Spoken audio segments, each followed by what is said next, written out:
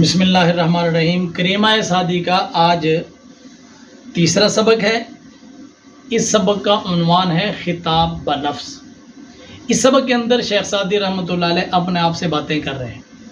یوں سمجھو کہ ایک بندے نے اپنے آپ کو اپنے سامنے بٹھایا ہوا ہے اور اپنے آپ سے باتیں کر رہا ہے۔ ویسے یہ اچھی بات ہے، انسان کو روزانہ خطاب بنفس کرنا چاہیے۔ دن میں کبھی بھی تھوڑا سا وقت نکال کر اکیلے بیٹھ کر اپنے آپ کو اپنے سامنے بٹھاؤ اور اپنے آپ سے باتیں کرو۔ شیخ سعدی سے ذرا یہ باتیں ہم سیکھیں اور اس کے بعد پھر ہم دیکھیں کہ ہمیں خود اپنے آپ سے باتیں کیسے کرنی ہے۔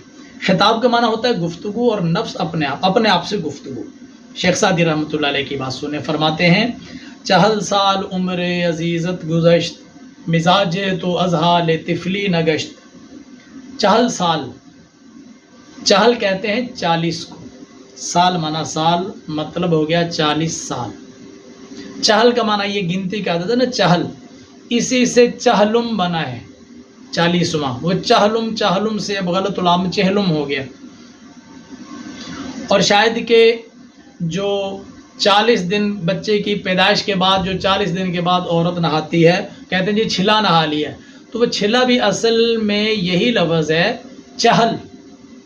تو چہل میں جب لکھنے میں آتا ہے نا، تو وہ یا تو اس کو لکھنے کا اصل طریقہ تو یہ ہے نا کہ اس کے اندر ہے وہ ڈالی جاتی ہے، جس کے نیچے سے وہ ایک آپ ڈنڈی سی ڈالتے ہیں چہل۔ لیکن بعض اوقات کہ وہ اپنی مرضی سے ہے ڈال دیتے ہیں۔ اگر 2 آنکھوں والی ہے اگر کسی نے ڈال دی چہل کو، تو وہ چھل بن جائے گا نا۔ تو وہ چہل، چہل، چہلا، چہلا، پھر چہلا کی ہے بدلی تو چھلا اور اس سے چھلا۔ تو یہ اصل میں 40 سے ہی یہ بنا ہے۔ خیر، ہماری گفتگو ہے چہل سال، 40 سال۔ عمر عزیزت، عمر مانا عمر، عزیز مانا عزیز، تے مانا تیری، تیری پیاری عمر۔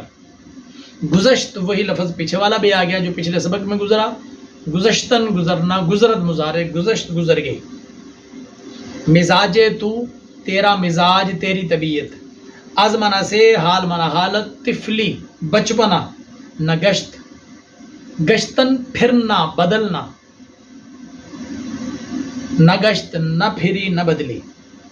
پورے شعر کا ترجمہ یہ ہو گیا، تیری پیاری عمر 40 سال گزر گئی، لیکن تیری طبیعت بچپنے کے مزاج سے نہ بدلی۔ یعنی تیرا مزاج جو ہے وہ بچپنے کی حالت سے نہ بدلا۔ اپنے آپ سے گفتگو کر رہے ہیں شیخ سعدی رحمۃ اللہ علیہ۔ یعنی یہ ہوتا ہے نا کہ اگر آدمی کسی سے بات کرتا ہے تو اگلا کو برائی منا لیتا ہے، یار مجھے ایسا کیوں کہہ دیا۔ شیخ سعدی رحمۃ اللہ علیہ نے اپنے آپ کو سامنے بٹھایا ہوا کہ چلیں میں اپنے آپ کو کہہ لیتا ہوں، تو شاید کسی اور کو یہ بات سن کر ہو سکتا ہے کہ اس کے دل کے اندر بھی یہ بات آ جائے اور اس کو بھی اس کے دل میں اثر ہو اور وہ بندہ بھی راہ راست پر آ جائے۔ اپنے آپ سے کہتے ہیں اے سعدی، تیری زندگی کے، تیری پیاری زندگی کے، کتنی پیاری زندگی۔ سردی آتی ہے تو جلدی جلدی گرم کپڑے پہنتا ہے، اب پاؤں جلتے ہیں تو جوتا پہنتا ہے، بھوک لگتی ہے تو کھانا کھاتا ہے، گرمی آتی ہے تو ٹھنڈک حاصل کرنے کی کوشش کرتا ہے۔ کتنی پیاری ہے تیری زندگی۔ تو تیری پیاری زندگی کے 40 سال گزر گئے، لیکن 40 سال گزرنے کے باوجود بھی مزاج تو ازحال طفلی نگشت، تیرا جو مزاج ہے وہ بچپنے کی حالت سے نہیں بدلا۔ تیری طبیعت میں ابھی تک بچپنا ہی ہے۔ جس طرح چھوٹے بچے ہر چمکتی چیز کی طرف بھاگنے کی کوشش کرتے ہیں، وہ دہکتا ہوا کوئلہ دیکھتے ہیں تو اس طرف جاتے ہیں، ان کو یہ نہیں پتا ہوتا ہے کہ یہ ہمیں جلا ڈالے گا، بس اس کی چمک دیکھتے ہیں تو اس طرف پہنچتے ہیں۔ چھوٹا بچہ ہے، وہ سانپ اس کے پاس آ جائے وہ اس سے نہیں ڈرتا، اس کو پکڑنے کی کوشش کرتا ہے، بس اس کی رنگینی پر جاتا ہے۔ تو چھوٹا بچہ ہر چیز کو پکڑتا ہے، منہ میں ڈالتا ہے۔ تو اے شیخ سعدی، 40 سال زندگی گزار لی، طبیعت میں ابھی بھی وہی بچپنا ہی ہے، کب تو بدلے گا؟ تیری طبیعت سے یہ ہوس اور ہرس کب جائے گی؟ ہر چمکتی ہوئی چیز کو سونا سمجھنا کب چھوڑے گا؟ پھر اپنے آپ سے کیا کہتے ہیں، 40 سال گزر گئے، ہما با ہواؤ ہوس ساختی، دمے با مسالے نہ پرداختی۔ سعدی اپنے آپ سے کہہ رہے ہیں ہماں ساری زندگی، جتنے 40 سال گزرے ساری زندگی، یہ ان کے 40 سال گزرے تھے، جس کے 36 سال گزرے ہیں وہ اپنے آپ کو کہے کہ تیرے 36 سال گزر گئے، جس کے 45 گزرے ہیں وہ کہے جی میرے 45 گزر گئے، جتنے گزر گئے ہیں اپنے وہ نام لے اور کہے ہماں ساری زندگی با ہوا و ہوس، نفسانی خواہشات اور لالچ، اس کے ساتھ ساختی تو نے موافقت کی، ساری زندگی نفسانی خواہشات کے پیچھے چلا، ساری زندگی لالچ کے پیچھے پڑا رہا، کبھی تیرے دل کے اندر اللہ کریم کی بارگاہ میں اخلاص بھی آیا؟ ہر وقت اپنے مفادات کی جنگ لڑتا رہا، ساری زندگی تو نے نفسانی خواہشات کو پورا کیا، ساری زندگی لالچ میں پڑا رہا۔ دم کہتے ہیں لمحہ، اور دمے ایک لمحہ بھی با مسالے نیکیوں میں نہ پرداختی تو مشغول نہیں ہوگا۔ 40 سال کے تمام دن، تمام مہینے، تمام ہفتے نفسانی خواہشات پوری کرنے میں گزار دی، ایک لمحہ بھی تیرا ایسا نہیں گزرا کہ تو نیکیوں میں مشغول ہوا۔ مطلب نیکی میں اگر آ گیا اور توجہ پھر بھی خواہشات اور لالچی کی طرف ہے تو پھر وہ نیکی بھی نیکی نہیں رہتی۔ نیکی کی جائے، نیکی کی روح کے ساتھ کی جائے تو وہ نیکی ہے۔ اپنے آپ کو سامنے بٹھایا ہوا اور باتیں کیے جا رہے ہیں، یعنی جس طرح بندے کو اپنے آپ پر افسوس ہوتا ہے وہ افسوس ہے۔ پھر کیا کہتے ہیں؟ مکن تکیہ بر عمر ناپائیدار، مباش من از باز یہ روزگار۔ مکن کا معنی ہے نہ کر، کیسے؟ کردن کرنا، کند مضارع، کند سے امر بنایا، دال ہٹا کر کن، اس کا معنی ہوگا کر، اور اس کے اوپر میم لگائی تو نہی بن گئی، اس کا معنی ہے نہ کر۔ تکیہ کہتے ہیں بھروسہ، تکیہ کہتے ہیں بھروسہ، جن پہ تکیہ تھا وہی پتے ہوا دینے لگے۔ تکیہ کا معنی بھروسہ۔ بر کا معنی ہوتا ہے پر، عمر معنی عمر، ناپائیدار، جو پائیدار نہیں ہے، جو ہمیشہ نہیں رہے گی، ایک دن ختم ہو جائے گی۔ ناپائیدار زندگی پہ بھروسہ نہ کر۔ آج تک کسی کی زندگی نے اس کے ساتھ وفا نہیں کی۔ کون ہے جو ہمیشہ اس دنیا میں رہا ہے؟ جو بھی آیا وقت پورا کر کے بالآخر اس دنیا سے چلا گیا۔ تو اس فانی زندگی پہ کبھی بھروسہ مت کرنا۔ مباش ایمن از بازی روزگار، مباش کا معنی ہے نہ ہو، شدن ہونا، باشد مضارع، تو باشد کا دال ہٹایا تو امر بنا باش، اور اس کے اوپر میم لگی مباش، نہ ہو۔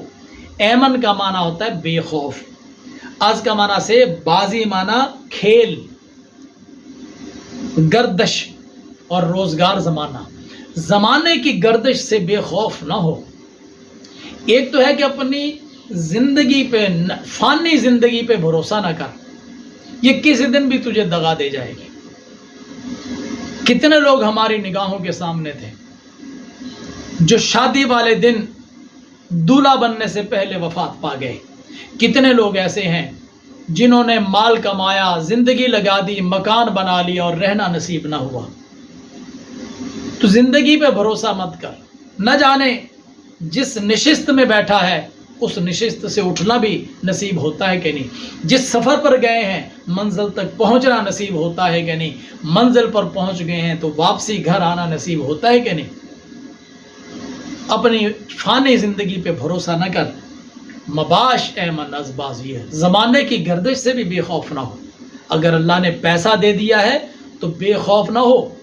اس زمانے نے بڑے بڑے مالداروں کو فٹ پاتھ پر کر دیا، اس زمانے نے بڑے بڑے بادشاہوں کے تخت ان سے چھین کر ان کو گدا کر دیا، اس زمانے نے بڑے بڑے پہلوانوں کو کمزور و ناتواں کر دیا، اس زمانے نے بڑے بڑے مشہور لوگوں کو گمنام گلیوں میں برباد کر دیا، اس زمانے نے بڑے بڑے خوبصورت لوگوں کو بالآخر ایسے کریہ المنظر کر دیا کہ ان کی شکل دیکھنے کے بھی قابل نہ رہی۔ جن کے پاس ان کے حسن کی وجہ سے، ان کے ٹیلنٹ کی وجہ سے ہر وقت جھمگھٹا رہتا تھا، ایسا وقت بھی ان پر آیا کہ پھر وہ اکیلے اپنے گھر کے ایک کمرے میں پڑے پڑے دنیا سے گئے۔ اور یہ بھی ہوتا ہے کہ ایک غریب آدمی جس کو 2 وقت کی روٹی نصیب نہیں ہوتی، اللہ اس پر اتنا کرم کرتا ہے کہ وہ جائیداد کا مالک بن جاتا ہے۔ ایک غریب آدمی کو اللہ تعالیٰ دولت عطا فرماتا ہے تو وہ بندہ بہت بڑا مالدار بن جاتا ہے۔ مباش ایمن ازباز یہ روز، زمانے کی گردش سے کبھی بے خوف نہ رہنا۔ یہ وقت گزرتا رہتا ہے، کبھی کوئی وقت، کبھی کوئی، کبھی اچھا اور کبھی برا۔ آپ یہ سمجھے کہ یہ زمانہ ایک پنگھوڑے کی مانند ہے۔ جس طرح نہیں ہے کہ وہ گول چکر والا پنگھوڑا جس کے میں ڈولیاں لگی ہوتی ہیں، لوگ اس کے اندر بیٹھتے ہیں اور وہ گھومتا ہے، تو ایک وقت میں ایک ڈولی اوپر ہوتی ہے اور دوسری نیچے ہوتی ہے۔ تو جس کی ڈولی اوپر ہے وہ اپنے آپ کو اونچا سمجھ کر نیچے والے پر تھوک مت پھینکے، یہ سوچ کر کہ میں تو اونچا ہوں، کیونکہ یہ گردش ہو رہی ہے، یہ زمانہ گھوم رہا ہے، یہ پنگوڑا گھوم رہا ہے، اور گھومتے گھومتے یہ اوپر والا ایک وقت نیچے آئے گا اور نیچے والا اوپر جائے گا۔ اور جو نیچے والا ہے وہ اپنے آپ کو کمتر نہ سمجھے، انتظار کرے، اللہ کریم کے بارگاہ میں صبر اختیار کرے، اس پر بھی اچھا وقت آ جائے گا۔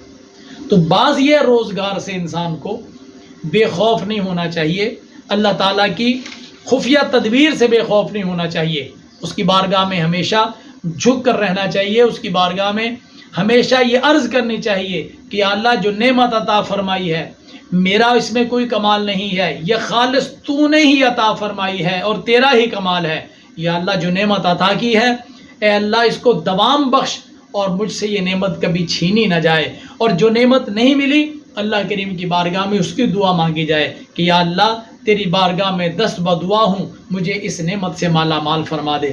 دوسرے بندے کی نعمت دیکھ کر اس سے نعمت چھن جانے کی آرزو مت کرو، بلکہ یہ دعا مانگو کہ یا اللہ اس کو عطا کیا ہے اپنی بارگاہ سے مجھے بھی عطا کر۔ خطاب بنفس کے یہ 3 اشعار تھے جو آپ کی خدمت میں عرض کر دی، اور ہمارا آج کا سبق یہیں پر ختم ہوتا ہے۔ انشاءاللہ اگلے سبق کے ساتھ دوبارہ آپ کی خدمت میں حاضر ہوں گے، تب تک کے لیے ہمیں اجازت دیں۔ اللہ حافظ، السلام علیکم ورحمۃ اللہ وبرکاتہ۔